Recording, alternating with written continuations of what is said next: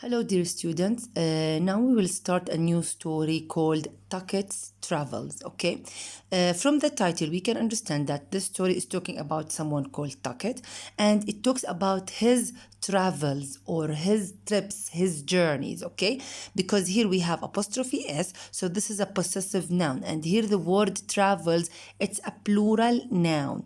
It means that Tucket travels or trips or journeys. This story is talking about it. But where he is traveling, with whom, this is what we will figure out with more details about him when we read the story. But before reading the story, let's identify and explain the new vocabularies.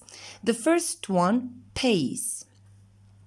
Pony Express riders rode at a fast pace in order to deliver mail as quickly as possible. Now, here the word pace means what? Now, Pony Express riders, which means that the riders who deliver the mail, deliver the letters, let's say, the messages, they rode at a fast pace. Okay, in order to deliver the mail as fast as possible. So here pace means the fast speed. Okay, now the word pace has two meanings actually. It means speed, or it means step. Okay, here it means speed, that these riders rode in a fast speed very quickly to deliver the mail, and the part of speech is a noun. So here pace, it's a noun and it means speed or step. Now let's use it here as the first meaning, speed. I can measure the car's pace in the race, which means the car's speed in the race, and it's a noun. If I want to use it as the meaning step, we walked few paces to the shore, to the beach. Okay, paces means steps. Okay, we walked few paces to the shore. So the word pace, it's a noun. It means either speed or step according to the context or according to the sentence that we are using it. So this is the first vocab. The second one, undoubtedly. B is silent. Undoubtedly. Westbound travelers were undoubtedly glad to make it across the mountains alive. So these travelers traveled for a long distance, and they were happy that they crossed crossed the mountains alive. They are still alive. They didn't die or something happened to them. So it's undoubtedly that they are glad, they are happy. Undoubtedly here means surely. Undoubtedly means surely, and it's an adverb. So undoubtedly means surely, which means sure, and it is an adverb. Let's use it in a sentence. They were undoubtedly happy after the party. So it seems that, yeah, they are sure happy after the party. So they are undoubtedly happy, or like here, they are undoubtedly glad to make it across the mountains alive, that they are alive. Okay. The next one, seep. If a storm lasted a while, rain could seep through protective clothes and hats. So if it keeps raining heavily, the rain will seep through the clothes and hats, the protective clothes and hats that they are you wear it for rain. So seep through, it means flow through, go through. Okay, and the part of speech is a verb. So seep, it's a verb and it means flow through, pass through something. Okay, like here, the rain seeped through the broken roof, which means flow through it, pass through it, or go through it. Okay, so seep, it's a verb and it means flow through. Okay, now the next one, evident. When it is evident or obvious that a wagon wheel is broken, it is repaired or replaced. So it is evident, which means here from the context, it is obvious. And what's the meaning of obvious? It means clear. So evident here means obvious or clear, and it is an adjective. So here it is evident that the wagon wheel is broken. It's clear it's broken, so it needs to be repaired or replaced. Another sentence here, it is evident that you are tired after your work. It's clear, it's obvious that you are tired after the work, and it is an adjective. Okay? Now, the next one, factor. The weather was just one factor or element that determined the speed of a journey. So the weather is a main factor to decide if you can go in your journey very fast or not, okay? So factor here means element. So from the context, we can understand that factor means element, okay? And what's the part of speech here? Factor, it's a noun, and it means element, and element means part of something. Like if you remember the elements of the stories, the factors of the stories, the elements of this paragraph, the factors of this paragraph, the main part of something, okay? Let's say here, bad plans were the major factor to lose the game. It's the major factor, the major element, the major part or the main part that we lose the game, which means the bad, or here I mean the bad plans, okay? So factor means element or a main part of something, and it's a noun. Now, the next one, vain. These pioneers made a vain or fruitless attempt to cross the river. It was too deep. Now, from the context, I can understand that vain means fruitless. Okay, what's the meaning of fruitless? It means useless. Not good to do anything. Useless.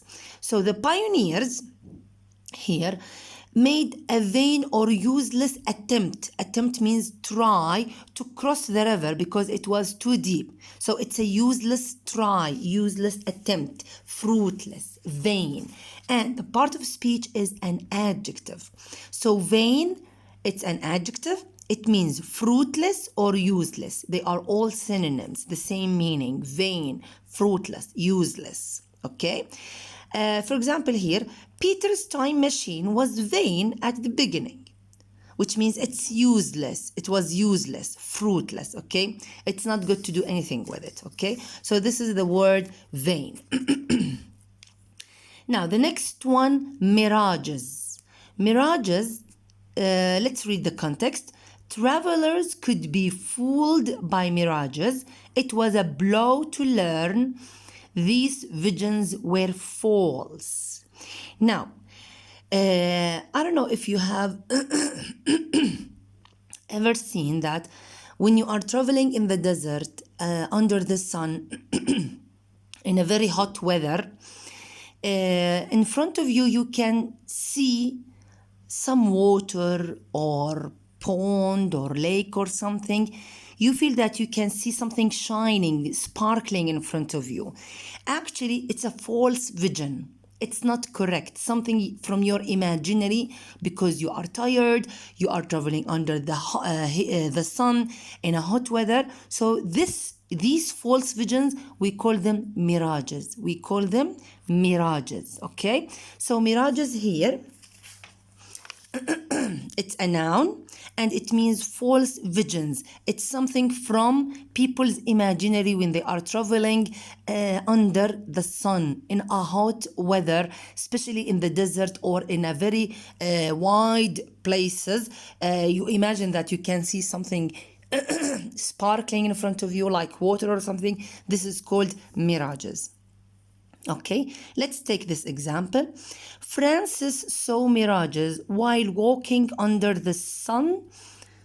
Okay, under the sun in the hot day. So he saw mirages, he saw false visions, something from his imaginary, and it's a noun. Okay.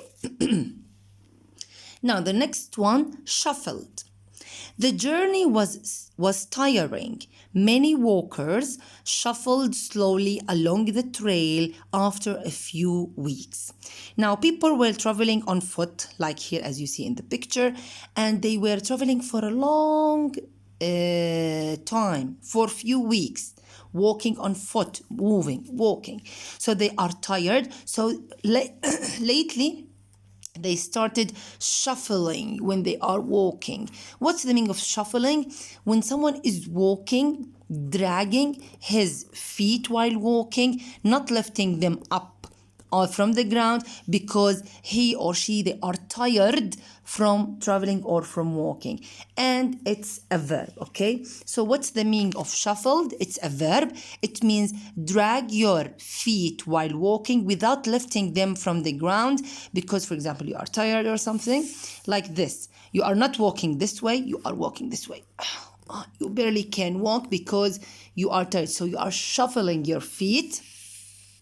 Let's take this example. Children shuffle to bed after a long, hard day. They barely can walk to their bed. Okay, so shuffle, which means that you are dragging your feet while walking without lifting them up from the ground, and it's a verb. Okay, now the next one, salvation. A freshwater spring could be the salvation of thirsty travelers, saving their lives.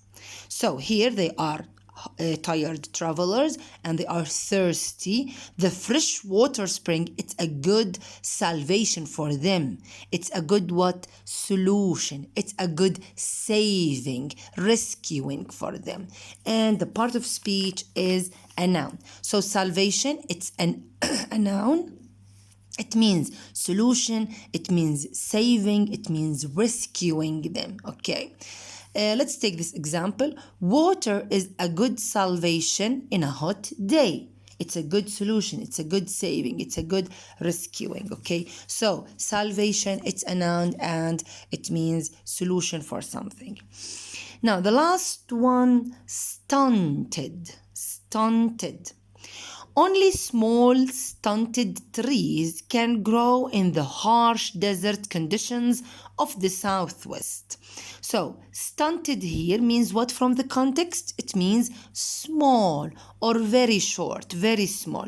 So the stunted trees can grow in the desert, in the hard conditions of the desert in southwest. So stunted means very small or very short, and it's an adjective.